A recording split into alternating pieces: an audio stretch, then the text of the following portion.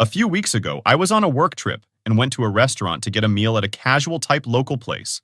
Since I had a few hours to kill, I decided to dine in rather than get takeout.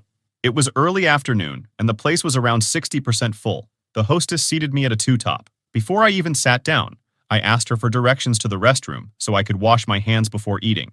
I left my ball cap on top of the menu on the table, mainly so any server would know someone was seated. After the 2 minutes it took me go wash my hands, I returned and found my table, and one of the two chairs gone, my hat and the menu included. I turned around to look for a server when I noticed that a nearby booth had a two-top table with one chair pulled up to it. There were 5 people seated, and only one at the two-top.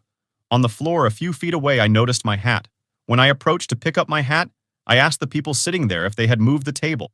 A woman in the booth, let's go ahead and call her Karen, responded that a friend showed up, so they needed a larger or additional table, and that this one wasn't being used.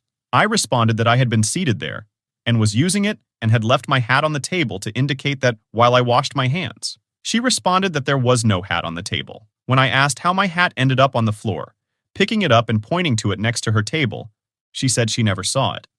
At third point, I noticed a waiter, so I gestured for him to come over. I explained that this party moved my table over to their booth. I said I had no problem if they wanted to use one of the chairs for their additional guest, but that I would need the table.